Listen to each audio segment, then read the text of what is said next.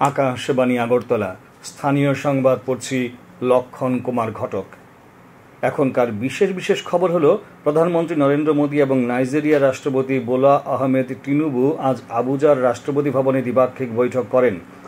৭১তম অখিল ভারতীয় সমবায় সপ্তাহ উপলক্ষে গোমতী জেলাভিত্তিক আলোচনাচক্র আজ উদয়পুর টাউন হলে আয়োজিত হয়। ভারতের উপকূলীয় নিরাপত্তা নিশ্চিত করার লক্ষ্যে আজ চেন্নাইতে প্রতিরক্ষা সংক্রান্ত সংসদীয় স্থায়ী কমিটির বৈঠক অনুষ্ঠিত। কর্নেল সি.কে. নাইডু ট্রফিতে ওড়িশার বিরুদ্ধে ত্রিপুরা জয়ের লক্ষ্যে লড়াই করছে। প্রধানমন্ত্রী নরেন্দ্র মোদী এবং নাইজেরিয়ার রাষ্ট্রপতি বোলা আহমেদ টিনুবু আজ আবুজার রাষ্ট্রপতি ভবনে দ্বিপাক্ষিক বৈঠক করেন। উভয় নেতা দুই দেশের মধ্যে কৌশলগত অংশীদারিত্ব পর্যালোচনা করেন এবং দ্বিপাক্ষিক সম্পর্ক বাড়ানোর আরও উপায় নিয়ে আলোচনা করেন। প্রধানমন্ত্রী শ্রী মোদী বলেন, ভারত নাইজেরিয়ার সাথে তার কৌশলগত অংশীদারিত্বকে উচ্চ অগ্রাধিকার দেয়। তিনি ভারত ও নাইজেরিয়ার মধ্যে সহযোগিতার ক্ষেত্র হিসেবে প্রতিরক্ষা, শক্তি, প্রযুক্তি, স্বাস্থ্য, শিক্ষা এবং সংস্কৃতির উল্লেখ করেন। প্রধানমন্ত্রী বলেন, সন্ত্রাস ও জলদস্যুতার মতো চ্যালেঞ্জ মোকাবিলায় উভয় দেশ একসঙ্গে কাজ করছে। প্রধানমন্ত্রী শ্রী মোদী নাইজেরিয়ার রাষ্ট্রপতিকে grand commander of the order of the Niger GCN এর সম্মান দেওয়ার সিদ্ধান্ত নেওয়ার জন্য ধন্যবাদ জানান। শ্রী মোদী বলেন, এই সম্মান কেবল তাঁর জন্য নয়, সমস্ত ভারতীয়দের জন্য সম্মান। তিনি ব্রিক্সের অংশীদার দেশ হওয়ার জন্য নাইজেরিয়াকে অভিনন্দন জানান। উল্লেখ্য, G20 শীর্ষ সম্মেলনে যোগ দিতে দুদিনের সফরে প্রধানমন্ত্রী শ্রী মোদী নাইজেরিয়া থেকে ব্রাজিলের শহর রিও ডি জেনেরোতে যাবেন। তৃতীয় এবং শেষ পর্যায়ে প্রধানমন্ত্রী শ্রী মোদী 19 থেকে 21 নভেম্বর গায়ানায় রাষ্ট্রীয় সফরে যাবেন।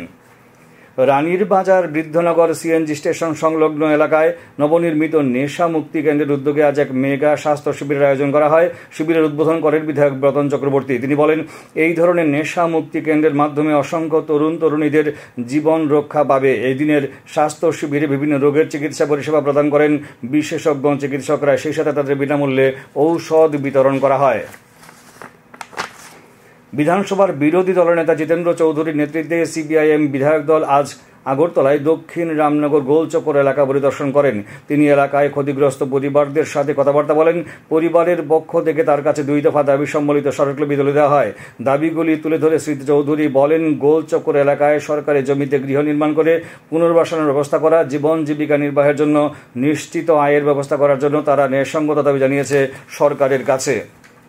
৭১তম অখিল ভারতীয় সমবায় সপ্তাহ উপলক্ষে গোমতী জেলা ভিত্তিক আলোচনা চক্র আজ উদয়পুর টাউন হলে অনুষ্ঠিত হয়। এবারের মূল ভাবনা বিকশিত ভারত নির্মাণে সমবায়ের ভূমিকা।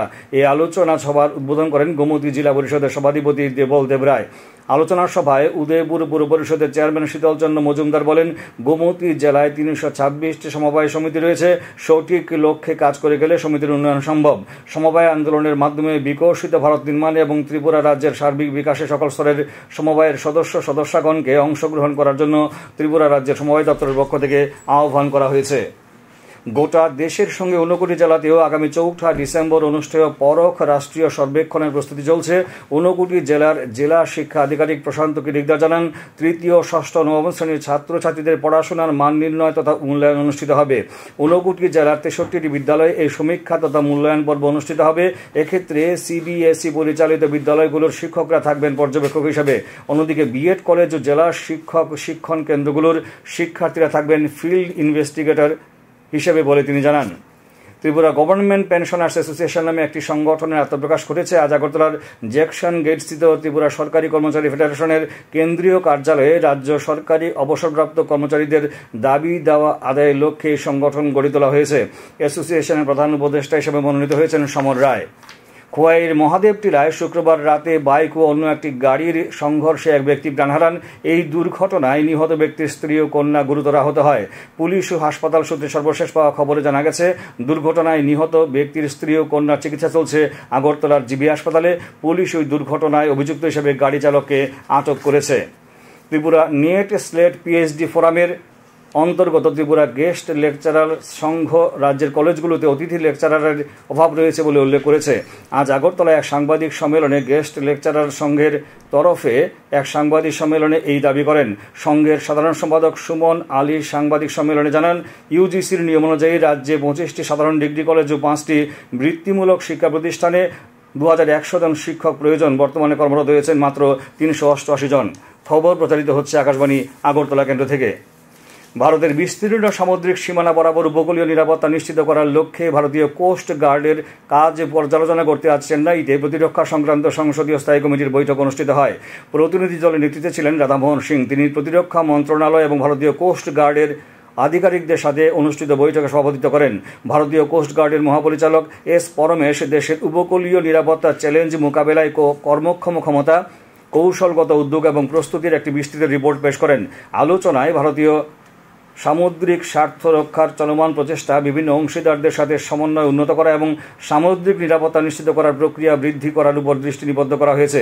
মহাপরিচালক কমিটিকে কোস্ট গার্ড অপারেশনের বিভিন্ন দিক সম্পর্কে অবহিত করেন, যার মধ্যে রয়েছে বিস্তৃত নজরদারি ব্যবস্থা, উন্নত জাহাজের বহর এবং অবৈধ মাছ ধরা, চোরাচালান এবং মানব পাচারের মতো সামুদ্রিক নিরাপত্তা হুমকি প্রতিরোধের ভূমিকা। কমিটির সদস্যরা ভারতীয় কোস্ট গার্ডের সাম্প্রতিক সাফল্যের প্রতি সন্তোষ প্রকাশ করেন। তারা ভারতের 11,098 কিলোমিটার উপকূল রক্ষা এবং গুরুত্বপূর্ণ সামুদ্রিক বাণিজ্য রুটের নিরাপত্তা নিশ্চিত করতে ভারতীয় কোস্ট গার্ডের সক্রিয় ভূমিকার প্রশংসা করেন। প্রধানমন্ত্রী নরেন্দ্র মোদী বালাসাহেব ঠাকরের মৃত্যুবার্ষিকীতে তার প্রতি শ্রদ্ধা জানিয়েছেন। এক বার্তায় শ্রী মোদী বলেন, বালাসাহেব ঠাকরে ছিলেন একজন দূরদর্শী, যিনি মহারাষ্ট্রের উন্নয়ন এবং মারাঠি জনগণের ক্ষমতায়নে কাজ করেছেন। তিনি বলেন, বালাসাহেব ঠাকরের সাহসী কণ্ঠ এবং অটল চেতনা নতুন প্রজন্মকে অনুপ্রাণিত করে চলেছে। আকাশবাণী বিলোনিয়ার সহযোগিতায় গতকাল সাবরুম মাইকেল মধুসূদন দত্ত কলেজে কলেজ ক্যাম্পাস শীর্ষক এক ব্যতিক্রমী অনুষ্ঠানের আয়োজন করা হয়। মত বিনিময়ের উদ্দেশ্যে আয়োজিত এই অনুষ্ঠানে প্রথম ও পঞ্চম সেমিস্টারের ছাত্রছাত্রীরা অংশগ্রহণ করে। অনুষ্ঠানের প্রথম পর্যায়ে ছিল মত বিনিময়, কলেজ তথা বর্তমান শিক্ষা ব্যবস্থার বিভিন্ন দিক ও দ্বিতীয়ত পর্যায়ে কুইজ প্রতিযোগিতা, বিষয়বস্তু স্বচ্ছ ভারত মিশন, কেন্দ্রীয় রাজ্য সরকারের শিক্ষা তথা ছাত্রছাত্রীদের স্টাইপেন্ড সহ বিভিন্ন প্রকল্প, স্বাস্থ্য ও পরিবেশ দূষণ। আলোচনায় রেডিও, তার গুরুত্ব, বর্তমান আধুনিক বিশ্বে এখনও তার প্রাসঙ্গিকতার কথা আলোচনা হয় এবং সকলকে এই রেডিও শোনার আহ্বান জানানো হয়। এ ধরনের উদ্যোগ আরও হবে বলে জানিয়েছেন আকাশবাণী বিলোনিয়ার আধিকারিকরা।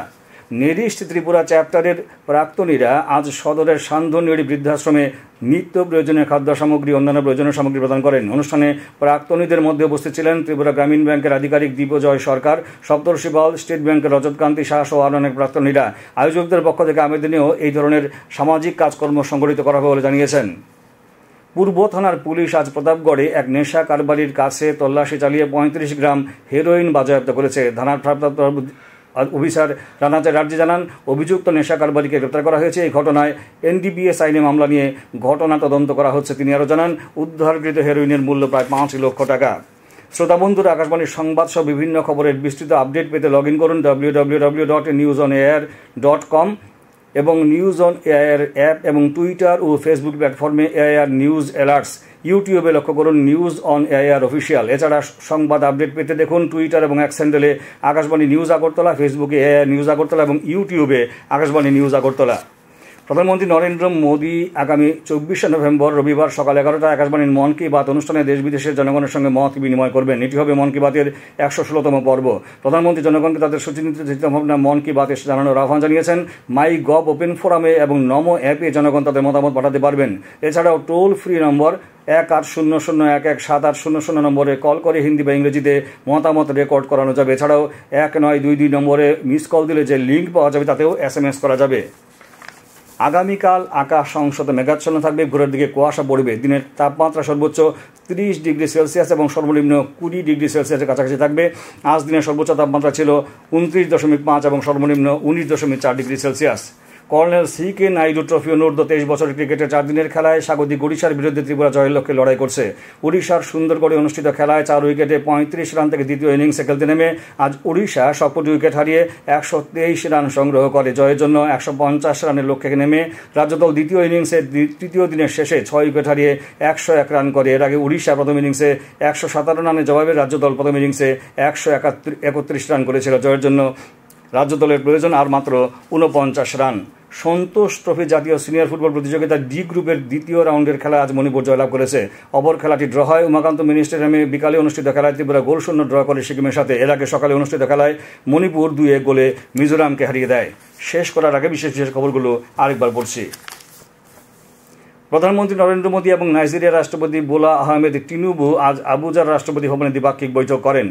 71তম অখিল ভারতীয় সমবায় সপ্তাহ উপলক্ষে গোমতী জেলাভিত্তিক আলোচনা চক্র আজ উদয়পুর টাউন হলে আয়োজিত হয়। ভারতের উপকূলীয় নিরাপত্তা নিশ্চিত করার লক্ষ্যে আজ চেন্নাইতে প্রতিরক্ষা সংক্রান্ত সংসদীয় স্থায়ী কমিটির বৈঠক অনুষ্ঠিত। কর্নেল CK নাইডু ট্রফিতে ওড়িশার বিরুদ্ধে ত্রিপুরা জয়ের লক্ষ্যে লড়াই করছে। স্থানীয় সংবাদ আজকের মতো এখানেই শেষ হলো।